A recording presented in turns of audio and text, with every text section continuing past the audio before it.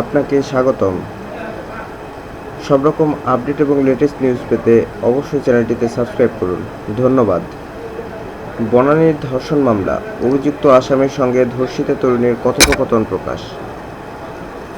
আপন জুয়েলার্সের মালিকের ছেলের বিরুদ্ধে করা বনানী থানায় ধর্ষণ মামলাটি বেশ আলোচনার।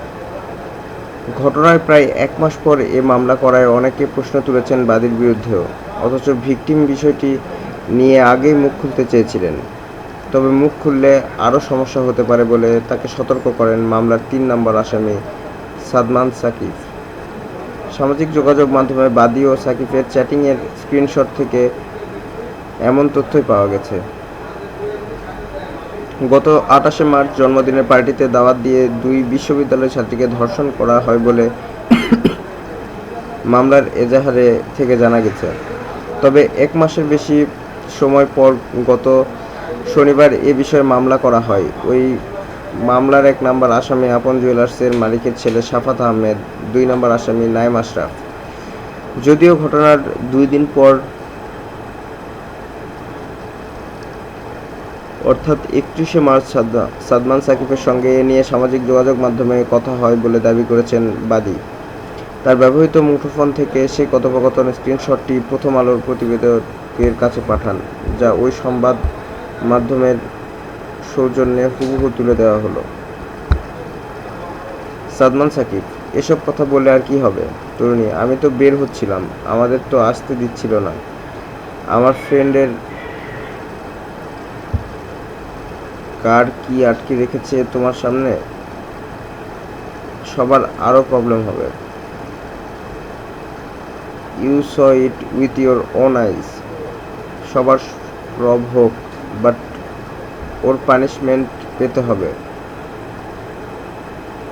আমি ওদের কাউকে ব্ল্যাকমেল করছি না, লাইভ তো ছিল, বাট আমি সব সময় এইটা প্রে করতাম এইসব বাজে জিনিস যাতে আমি ফেস না করি, বাট সি এগেইন আমি ফেস করছি।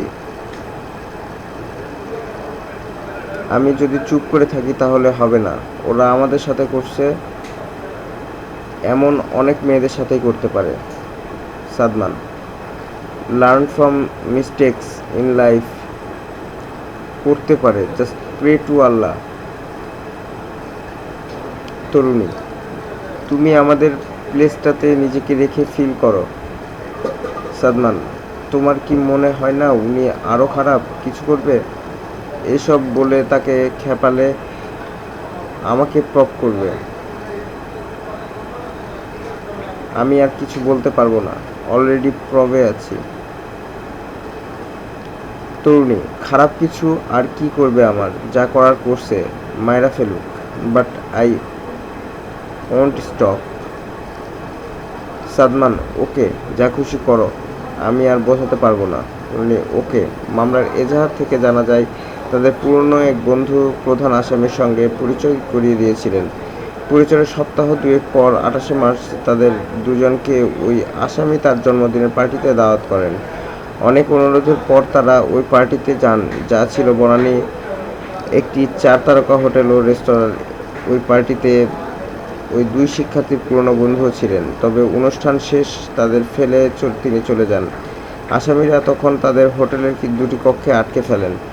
সে সময় আসামিদের সঙ্গে দেহরক্ষী ও গাড়ি চালক ছিলেন। প্রধান আসামি ও তার এক বন্ধু ওই 2 ছাত্রীকে ধর্ষণ করেন। তাদের ধর্ষণের ভিডিও ধারণ করেন আসামির গাড়ি চালক। ওই মামলার বাকি আসামিরা হলেন শাফাতের গাড়ি চালক বিল্লাল ও অজ্ঞাতনামা দেহরক্ষী।